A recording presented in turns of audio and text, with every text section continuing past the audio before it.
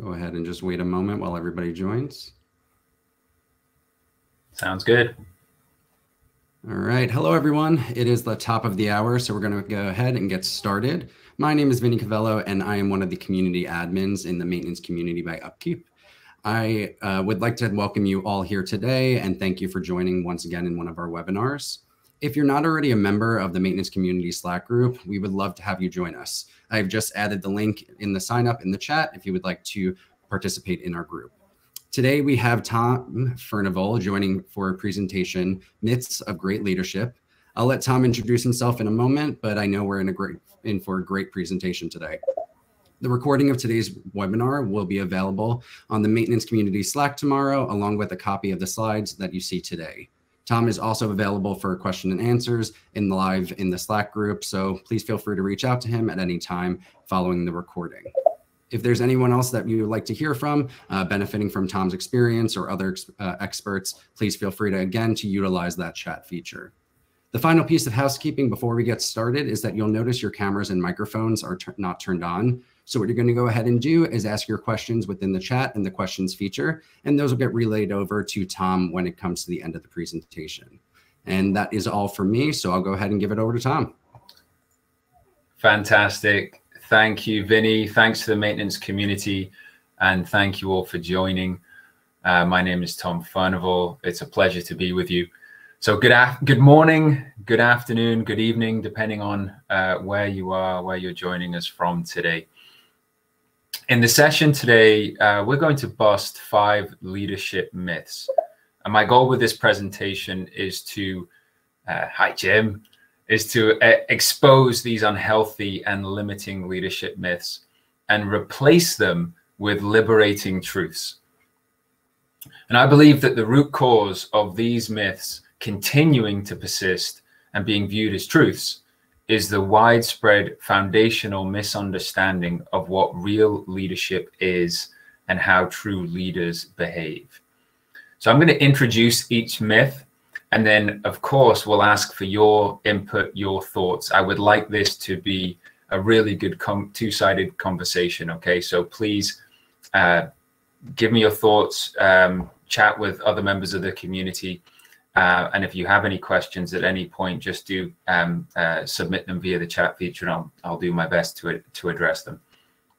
Okay, but before we get started diving into the myths, let's do a brief introduction. So please, in the chat feature, let us know where you're joining from, and if you feel like sharing anything about the role that you currently play at your organization, please do so. Add that.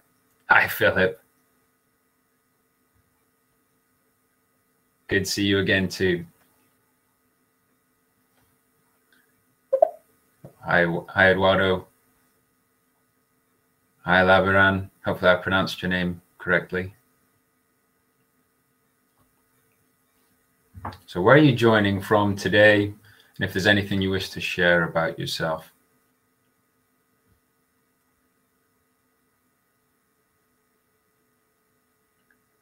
And as your responses come in, I'll cover a little bit about me.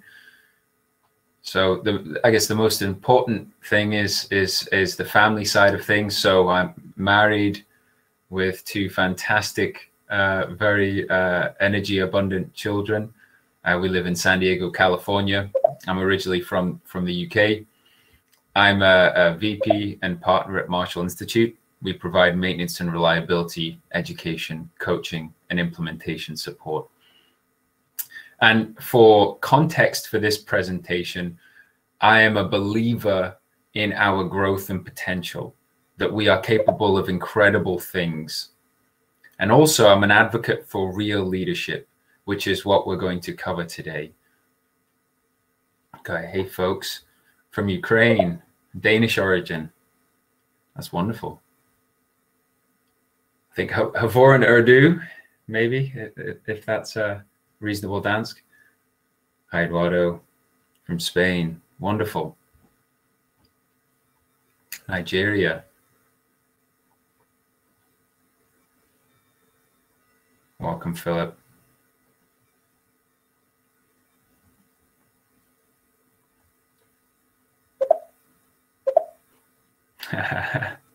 Thanks for the thumbs up, Rasmus. Okay, Brazil, fantastic. Yeah, so we really do have good morning, good afternoon, and good evening. Really did match the audience that we have here. We're a wonderful global spread. Hi, Todd. Welcome. Okay, folks, thanks very much for introducing yourself. Keep the introductions coming. Namibia, that's fantastic. Welcome. Keep the introductions coming, keep the conversation going, and we'll get stuck into the myths here. So we have a short period of time together, but this is my promise, that you will leave this session with a renewed understanding of true leadership and the importance of busting prevalent and damaging myths. Okay, my sincere hope is that you leave the session feeling that you are capable of great leadership and others are capable of great leadership, regardless of who we are, where we're from, what our profession is, what our background is. And that we then pay this forward by helping others to dismiss these and other myths. Okay, and this presentation is based on an article that I wrote that was published for Empowering Pumps back in Q2 of this year. Okay, let's get level setting here with an understanding of leadership. What is in the chat feature, please write your definition of leadership and what you believe the purpose of leadership is.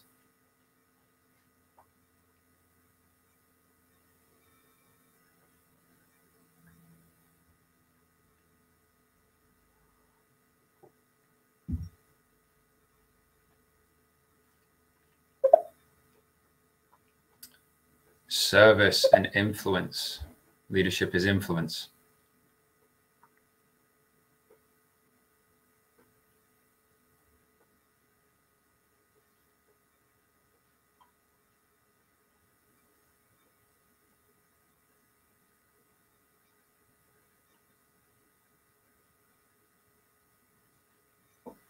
I see several people typing. Okay, we've got some popping through now.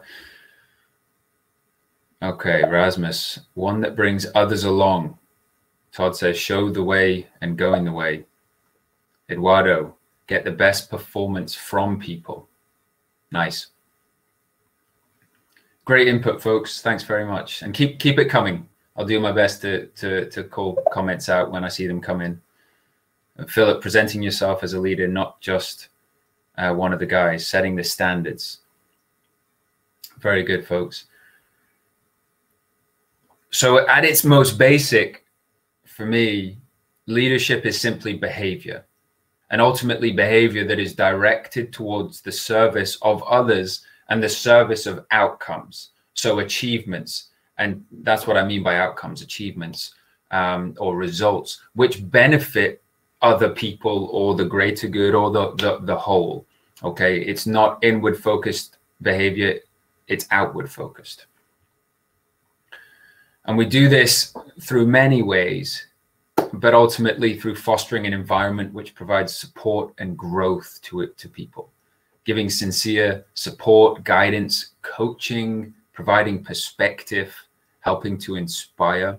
It's about providing that environment, whether it's a group environment or you know, a one-to-one relationship. So not only is leadership, in my opinion, behavior, but it's also a choice. It's not something that can be given to you. It's something that you choose to do, a behavior you choose to practice. And again, this is a level set so you know where I'm coming from for the context of this presentation. I believe that the highest purpose of leadership is to help realize the potential of other people and situations. And that was let's see, Eduardo, get the best performance from people. So I believe that those who truly choose to practice leadership are focusing their energy on helping other people achieve their potential. And we might not be with people throughout their whole journey, right? But our intentions and our actions and our support in the time that we are with people is guided towards their growth, their development, collective or individual. Okay, the first myth, that leaders are born. Is this a myth, or do you think that this is true? Please type your answers in the chat box, and if there are any supporting comments that you wish to add, please do so. Todd was quick with the myth. Love it, Todd. Okay, myth from John.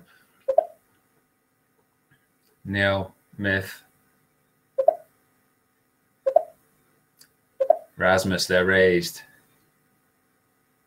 Okay, Philip. Philip says true, but leadership can be developed. I appreciate having a two-sided discussion, Philip. Myth from Eduardo. Okay, coached. So let's dive into this then. So I believe on surface value that this is a myth.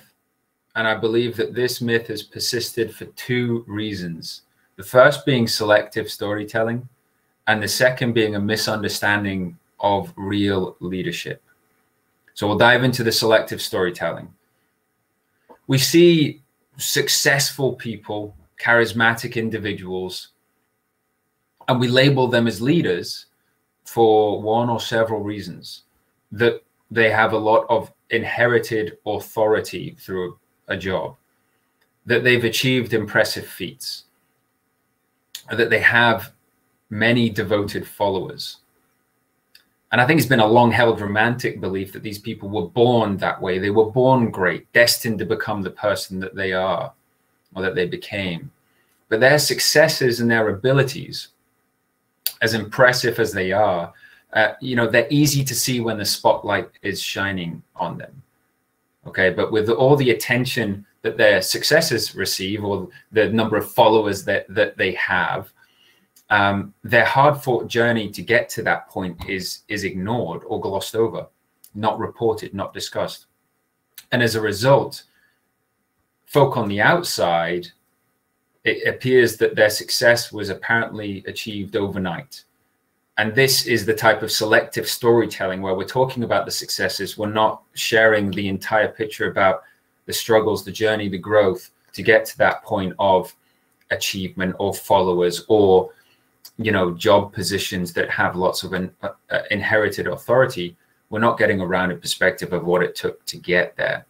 As Jeff Bezos says, that all overnight success takes about 10 years. And then the misunderstanding, I think this perspective is also based on the belief that leadership is about achievement or growing followers or attaining some level of authority, some objective measure by which you can be viewed as being successful. And achievements are certainly impressive, but they don't automatically mean that these achievers are great leaders. President Reagan said that the greatest leader is not necessarily the one who does the greatest things. They are the one that gets the people to do the greatest things.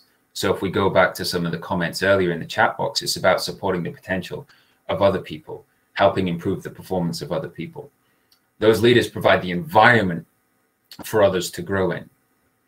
So for me, a true leader is someone who intentionally and purposefully acts in the best interest of others. And great leadership takes time and lots of disciplined practice. And the result of this disciplined practice is summed up beautifully by Tom Peters, as he said, true leadership creates more leaders, not followers. Okay, I'm sure you've all heard that quote before. And for me, I find this truth to be liberating, as it gives us the power to decide to become a leader. It gives us the opportunity to practice leadership, to devote time, attention, and focus to the success of other people and the success of our shared outcomes, not necessarily the pursuit of individual accolades. Now, that's not to demonize achievements, not at all. But if we're talking about leadership from a behavior that is guided towards other people, it's an external focusing behavior, then we cannot say that achievement or success necessarily mean the same thing as leadership, even if that individual has lots of followers. Okay. And I'm going to keep moving here, folks, but feel free to jump in the chat, share your thoughts. I welcome a good debate and disagreement as we go as well. The whole point of these presentations is to get us to think, get us to reflect. So I'm not looking for complete consensus here. I'm looking for discussion and debate. Let's chat about this stuff. Okay, thanks, Jim. Okay, the second myth. The best leaders are at the top. So at the top of an organization, you know, whatever, at top of a society, whatever hierarchy exists, are the best leaders at the top. Myth or truth? State your case.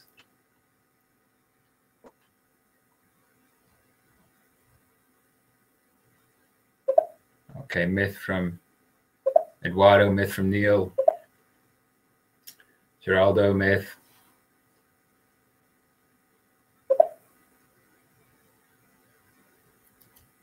Okay, Philippa, I need you as my contrarian. Is this another truth? Okay, myth. Usually a myth from Todd. John, myth. Leaders can be found at all levels of an organization. I absolutely agree, as you'll soon find out.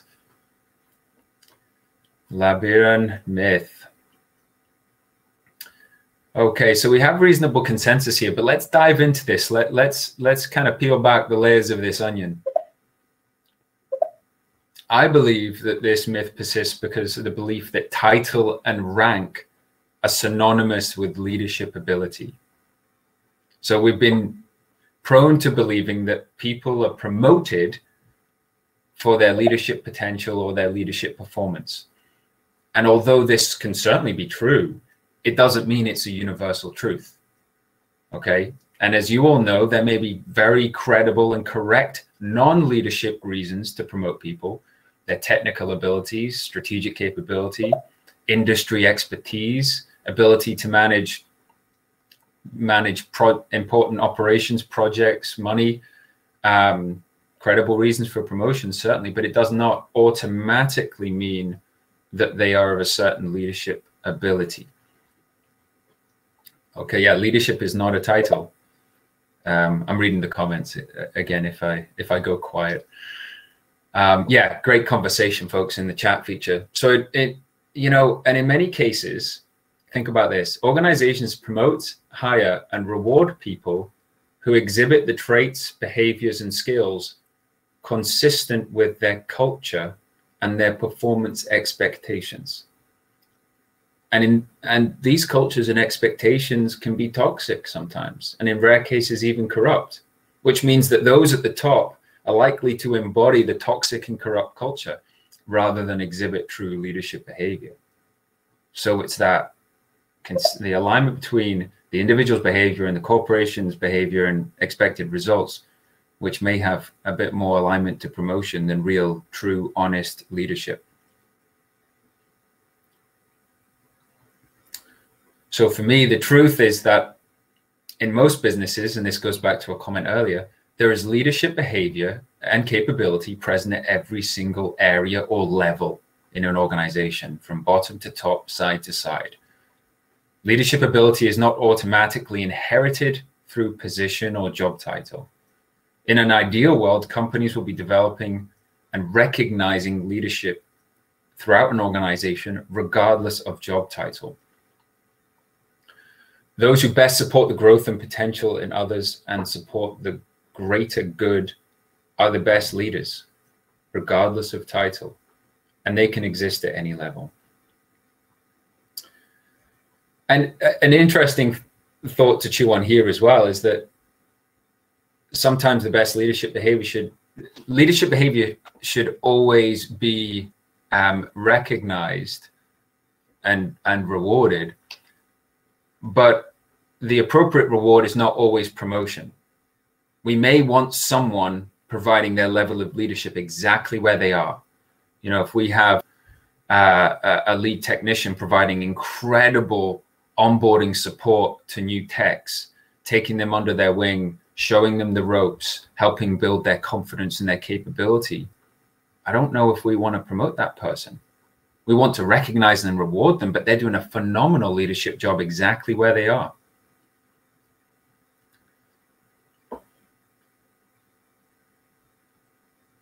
So Jim's asked the question, why are there so many so-called leaders at the top of organizations that do not motivate or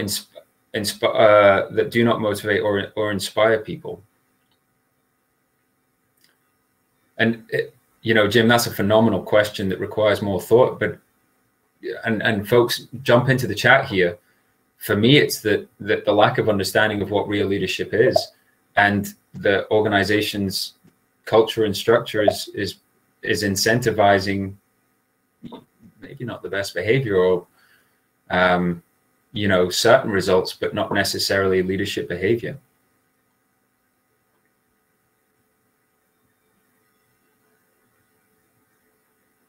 Well, Neil said, because they're a great supporter of an existing leader. I mean, there's definitely, with regard to promotion, there are many factors in promotion, and sometimes it's who you know.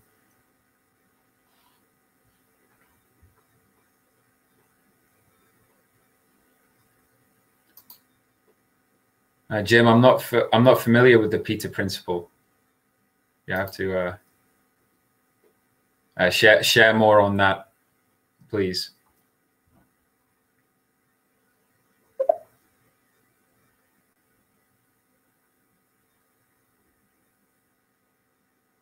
Can a person exhibit leadership skills but be masked with unfavorable leadership qualities?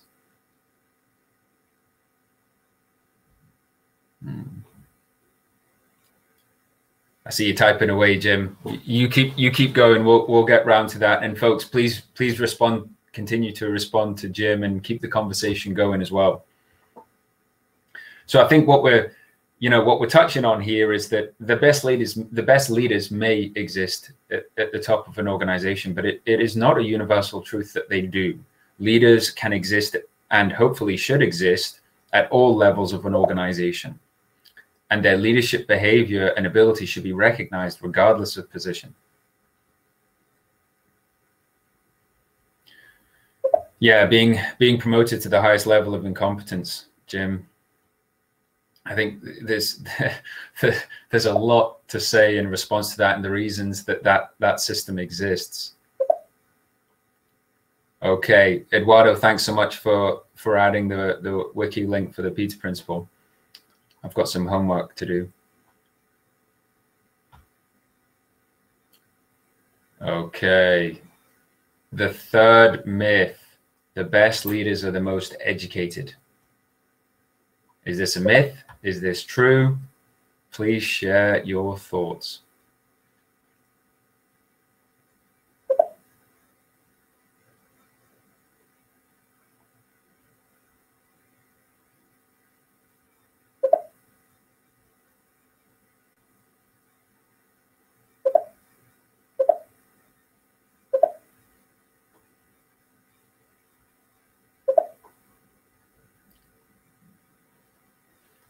So we've got some myths. Eduardo's thinking on this. Well, leaders are well read. Jim makes a good point about education, IQ versus EQ.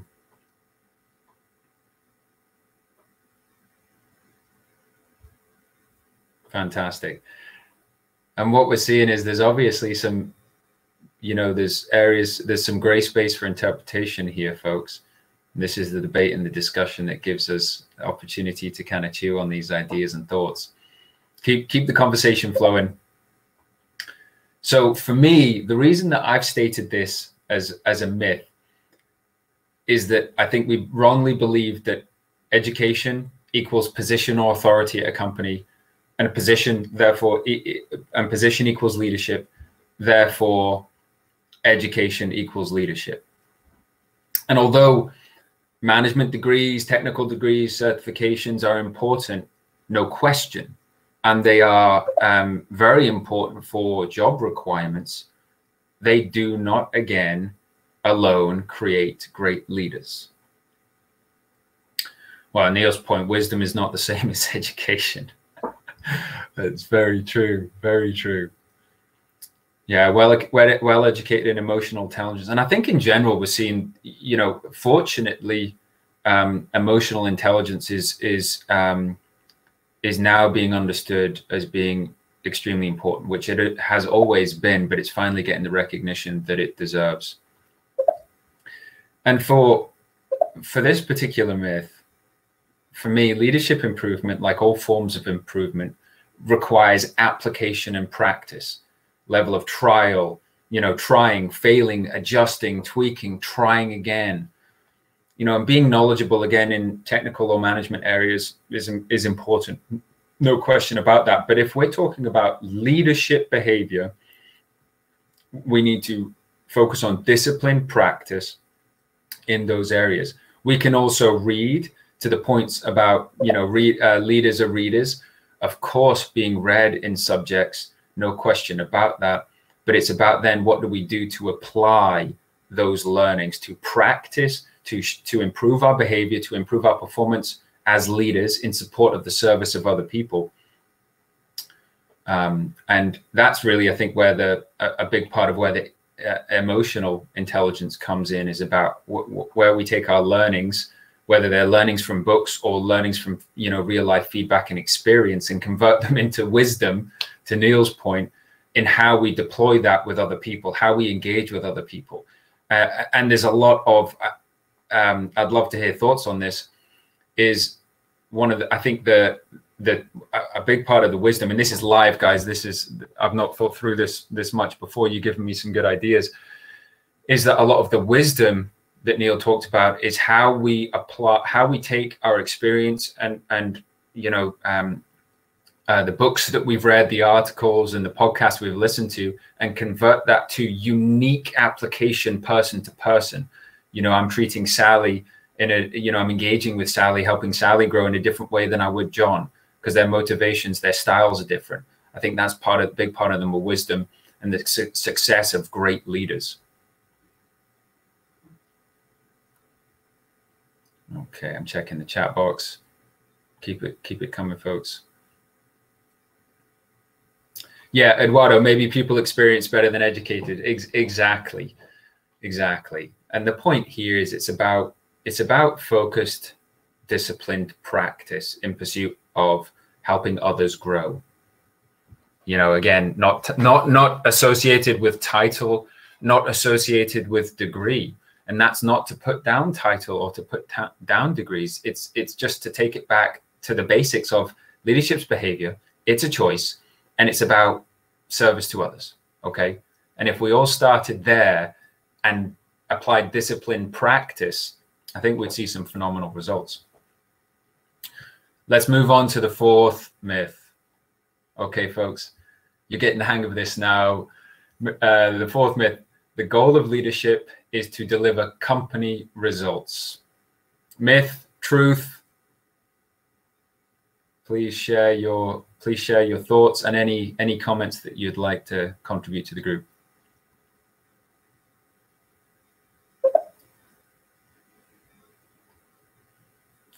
An emphatic truth from Eduardo. I love it.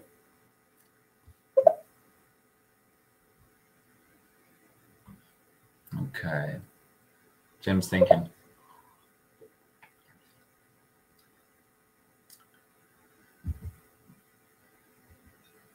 Yeah, V-Redig, company results are a wide margin, that's for sure.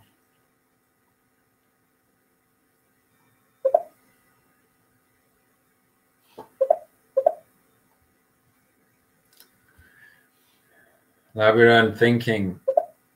Truth from Jim. Truth from John. Rasmus, it sure goes in that direction. Okay, good.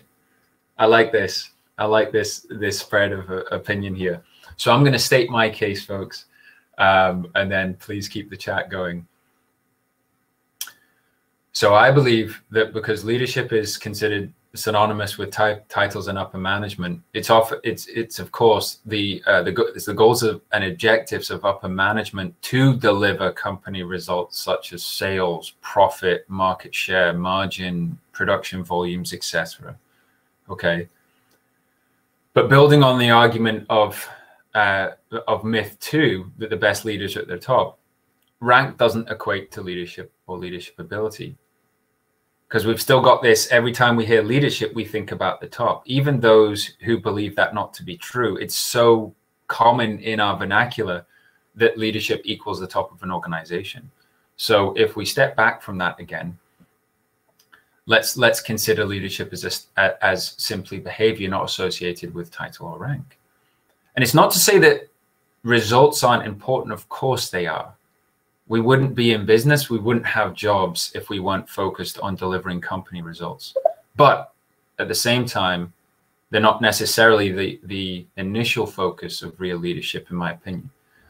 So if we accept that the goal of leadership the purpose of leadership is to support the growth and realize the potential of other people and situations, or simply put, to provide service to other people, then we can say that that leadership focus, regardless of title or rank, should be about the people and not the results.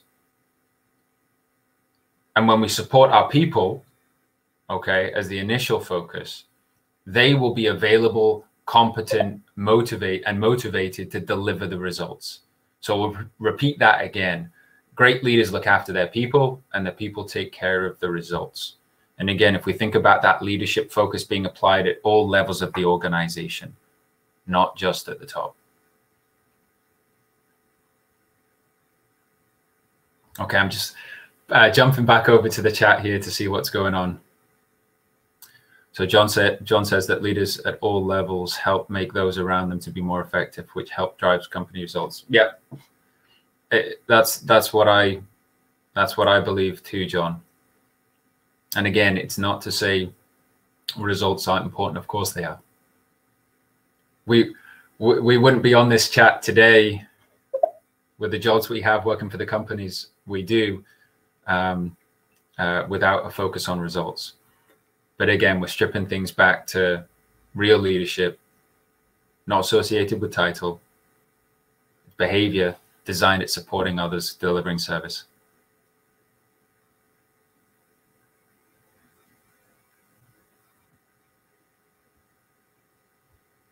Okay, Jim's comment, companies exist to provide a service and get paid for this service or product, but how this company achieves the outcome is pending on the leadership. Well said, Jim.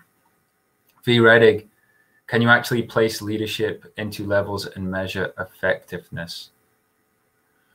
Well, I think you can measure effectiveness, you know, with the stated goals and performance expectations of that group. But I think in most times, if there is, you need to give time. You need to give time for that real leadership to bear fruit, because there may be a cultural change that needs to take place for the adoption of that new style.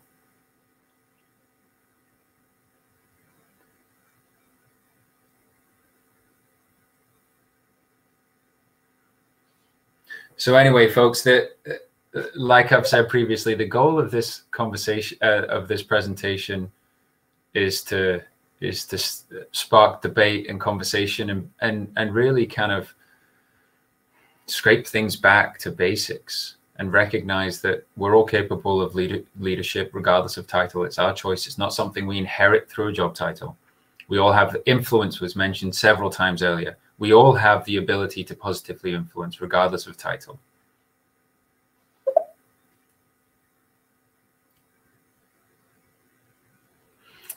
Rasmus, can leadership include a positive form of manipulation? That's a great question. Rasmus, let's take that one offline. That may be better discussed over a late night whiskey. Results are a byproduct, said Jim. To many companies using lagging KPIs instead of leading, effective leadership versus ineffective. Yeah, and I think that sums it up nicely, that results are obviously important. We have to drive at results, but if we are people focused, the people will drive the results. That is the byproduct.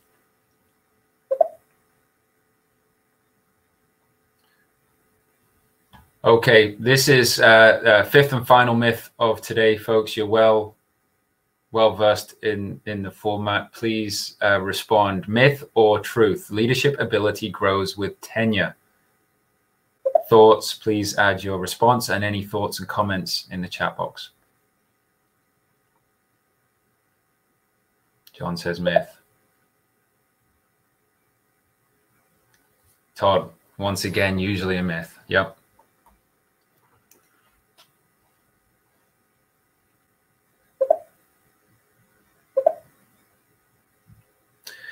Time served doesn't increase leadership skills from John. Myth from Jim. Yeah, well said, John. Yeah, V Reddick, practice, practice. Should bring improvement. Okay, yeah, I'm not going to surprise you guys with my comments here. Very aligned with the feedback. So, you know, it's often assumed that the longer someone has worked in an organization, the more experience they have in a particular management area or technical discipline, the better the leader they are. And in many cases, longer tenure results in more promotions, in raising the company ladder. And again, as we said, that title doesn't equate to leadership ability, nor does tenure. Can it? Absolutely. To Todd's point, once again, usually a myth. Of course, people who have spent longer in an organization can improve their leadership performance, no question about it. But it is not an absolute truth. Tenure alone doesn't grow leadership ability. Okay. The truth for me is that great performance, and this is going to speak to V Reddick's point, great performance in any area is a result of disciplined and intentional practice. Leadership's the same. When we practice intentionally to focus, service on the performance and potential of other people, we will become better, more practiced, effective leaders. And I'm confident that everyone on this call has witnessed with your own eyes great leadership from tenured colleagues and new hires alike, and vice versa from the lack of leadership ability. You know, if someone's worked in an organization for 3 years or 30 years and they haven't consciously practiced leadership, then they're not likely to be great leaders. Leadership's a choice. It's your choice. It's mine. And practicing it requires discipline. Yep. Labiran, leadership skills can be honed. Yeah, Jim, if tenure has a person going in the right direction of leadership, absolutely. We can say that if someone is practicing leadership, then consistently and in a disciplined manner, then over time they will become a better leader. But tenure alone does not result in leadership ability or performance. V Reddick, hard versus smart leadership. Yeah, one learning struggles, other learning strives. Yeah, Philip, if expectations are set, absolutely. And you know, for me, I think the highest leadership goal for an organization would be to create a leadership culture where leadership potential is hired for, where it's developed at every single level of an organization, where it's recognized and rewarded appropriately. Okay, keep the comments flowing, folks. I'll keep this moving because I know that you've all got very busy schedules. So busting these myths, why it matters. You know, what we've seen today is there is some gray space, right? There are very few universal truths, but it's important that, you know, some of these myths still persist in many areas as truths. And the negative impact is that they may prevent people from believing they can be or already are leaders just because they've not got the certain title or followers or they've not achieved. Okay, it may hold them back from trying to develop their leadership ability, can deny people the opportunity to really grow as individuals. And worse still, it can deprive the world, it can deprive us of the value of their or your unrealized leadership potential and impact.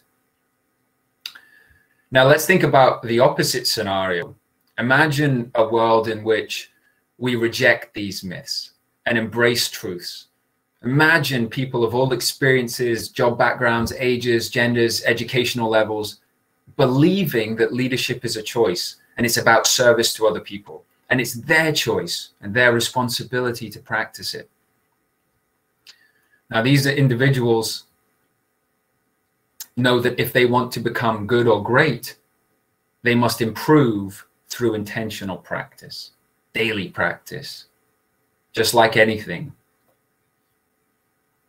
And that they'll turn up every day and prepare to grow as a leader, not for the results or for the accolades, but to support the potential of those around them.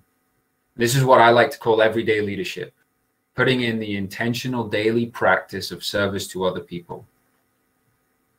So let's continue this thought exercise of intentional daily practice and extrapolate that over a year, a decade, a career, a lifetime. What the effects of that level of service to other people can be absolutely enormous and profound. And this is an exciting outcome of the kind of compound power of everyday leadership. And it's a simple yet impactful service to others over time. So my call to practice, my plea, call to action is that we reject these myths and similar limiting myths, and instead choose to be a leader, choose to practice daily, to trust in yourself, commit to the challenging but rewarding growth process.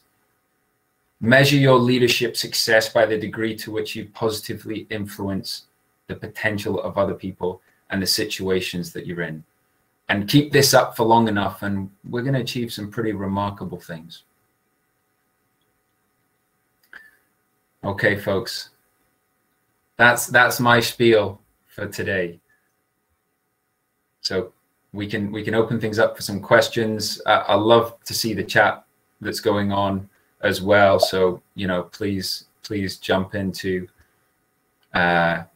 please feel free to answer as well any questions that do come in. But it's been a pleasure being with you today. Thank you so much for your time, your engagement. And as we go forward, a couple of ways to stay in contact. You can find me on LinkedIn, Thomas J. Furnival, as well. There is my email at Marshall Institute, tfurnival@marshallinstitute.com. So please feel free to shoot me an email or connect via LinkedIn. I'd love to keep the conversation going and hear more from you going forward. All right, Tom, I see there's some comments potentially coming through with more questions, but I did receive an email earlier today with a question from one of our community members. Can I go ahead and pass that along to you? Yeah, please. All right, it looks like it's a little bit of a two-parter. Okay. Have you ever tried SWOT, strengths, weaknesses, opportunities, threats, with your crew or technicians? And do you have any recommendations about how to perform step-by-step proper SWOT analysis in order to get profitable, reachable conclusions? I'm going to copy and paste that into the chat just for reference. Fantastic. Thank you. Yeah, the SWOT itself, I personally haven't done that on people. And obviously the second part to that question about profitable returns, you know, I think Jim in the chat feature has done a great job with testing leadership outcomes and performance, and may be able to provide a better answer than me on this particular topic. But no, I've not applied SWOT. You know, I think for me, it's a case of recognizing what motivates people, recognizing in some cases where people have clear goals and their goals are aligned with their strengths, is just simply facilitating that, removing obstacles, supporting their growth. And in situations where people don't necessarily recognize that their potential or even acknowledge their own strengths, is help them to uncover them, help them to see how capable they are, and providing relevant challenges for them on their growth path, making sure that they understand their capability. And for me, a big area of growth, a big area of leadership potential comes down to mindset. So I work with my team. I've got a mindset map with 7 elements, and I work with my team on those elements to make sure that their mindset acts as the foundation of their individual potential, so they recognize and see things themselves, so they can go off and lead the charge, and I'm just there to help them over challenges and obstacles, and provide perspective and support where needed. Fantastic. It looks like we had some comments come in after that. Philip said, leadership is not about titles, positions, or flowcharts. It's about one life influencing another. It's a quote from John C. Maxwell. And then it looks like Jim had some input with know your audience by treating people the way they need to be treated. Yeah, exactly. So, you know, to the John C. Maxwell quote, thanks, Philip, for sharing that. It's exactly right.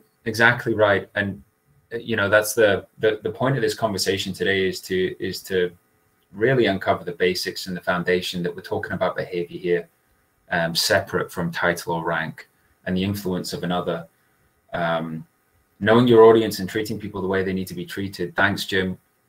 I think it's exactly right. Again, if leadership behavior is about service to other people, then it cannot be a single style of service. It needs to be custom to the individual person, to Jim's point.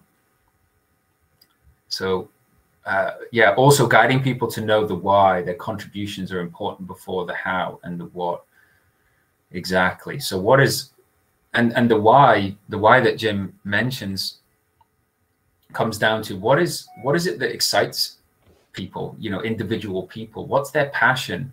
And how can, I think in in an organizational context, how can you light someone's internal fire, their passion, and apply it with what they do at work? You know, then you combine that personal drive with application at work. And that's actually one of the reasons that I'm on this this webinar today, is that what fires me up is supporting people achieve their potential. So I like to take these conversations head on and spread the word and the conversation beyond just the 4 walls at Marshall Institute. So this is a way that I get to deliver my passion and share my energy, thoughts, and ideas around real leadership with a wider audience. So how do we as individuals, if we regard ourselves as leaders or people practicing leadership, do we know what fires people up, what they're passionate about, and how can we align their passions with their career paths? Absolutely.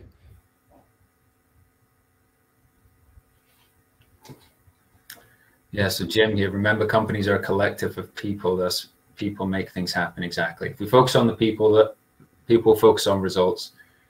And, you know, if we go back to, you know, impressive feats, achievements, or individuals who are highly regarded or viewed as leaders because they have followers or achievements or a certain title, I think some of the best leaders out there are virtually unknown, because ultimately they've supported other people's growth.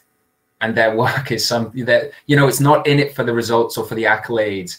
You know, we're all human, we all have egos, but I think great leaders are often, you know, in the background, and their influence on other people is quite hard to trace because it's done in subtle ways, steadily over time.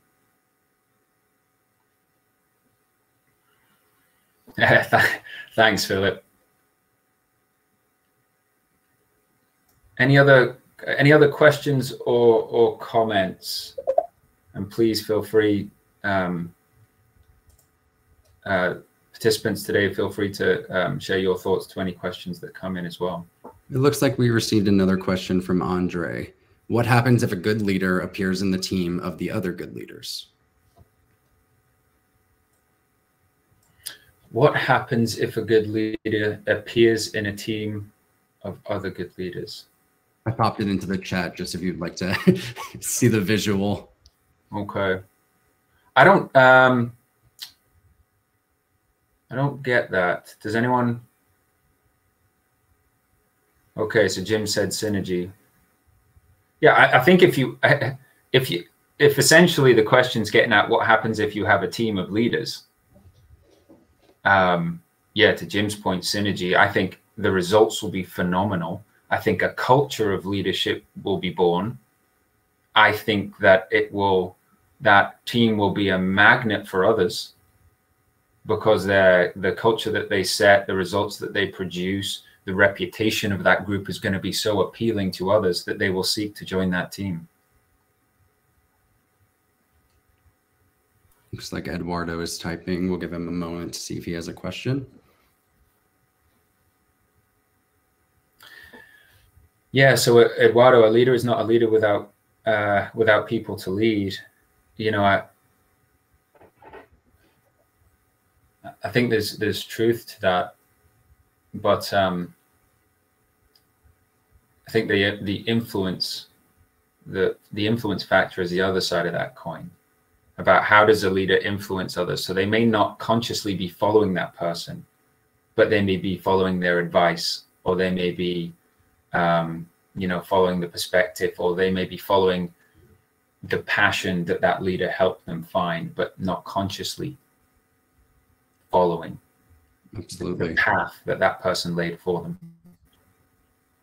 And then I apologize if I didn't hear this earlier, but did you touch on the concept of there was a question that used to go around, is it better as a leader to be feared or respected? And where on the spectrum would your answer lie? I don't think a real leader can be feared. I don't think, you know, just for me, again, taking everything back to the basics of what leadership is, a service to others, I don't think that person can be feared. So I think respected is the only answer, if given those two options there. And I think that if someone is feared, they may be viewed as a leader by the definition of they have followers. But I believe that, as Tom Peters says, that leaders create leaders, not followers. Absolutely. Looks like Paolo's typing. Yeah, Philip, no, great leaders empower others to succeed. I absolutely agree with that. Yeah, too much fear-based management still exists, from Jim. Agreed. And it's counterproductive. You know, it's counterintuitive. It doesn't lead to great results. And I think that's so ego-driven, which is the opposite of real leadership. Absolutely. All right. Do we have any remaining questions from the audience?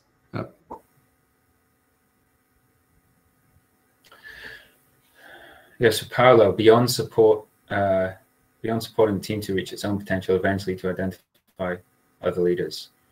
Yeah, I think the creation of other leaders is a byproduct. It is not only a byproduct, but a focus of real leadership.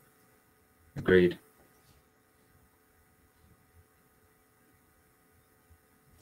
But I really do appreciate everyone's conversation and engagement today, because this is, you know, these short sessions should be designed to make us think, right? And question some of the things that we, you know, believe to be true, things that we considered truths, and recognize that maybe they're more gray than we thought. And free ourselves to chart our own path, decide what our version of leadership should be, and, you know, what fits best for who we are as an individual, and the best impact that we can have on other people. I think that's fantastic. And I think you proved here today in this webinar that developing leaders can really just learn from, you know, seasoned leaders. And the best way to do that is to have open forums like this, where you get to have this conversation, see that dialogue in the chat, and get a sense of how everybody feels with their leaders, what they feel would be successful, and how their team should operate. I think you gave a really fantastic webinar here today, so I appreciate you taking the time. Fantastic. My pleasure, Vinny. Thanks so much for having me, folks. Yeah, Geraldo, I agree with your comment there. Thank you so much for joining the conversation today. Neil, do bad leaders have a good... Neil, hit me up on the maintenance community. Let's continue that conversation. Yeah, absolutely. I just went ahead and shared the Slack link for all of those who would be interested in joining. If you have not joined yet, we can go ahead and take these questions over to there. I see Todd, Neil, you both provided some really good questions. So I would love it if you engaged in the chat. And I would also like to share that the maintenance community also has an Instagram channel now. So if you want to go ahead and follow us on there, you'll still get updates, member highlights, and so on. So with that note, we'll go ahead and end. And thank you to everyone for participating. Thanks, folks. Really appreciate you. Thanks, Vinny. Have a great one, everyone.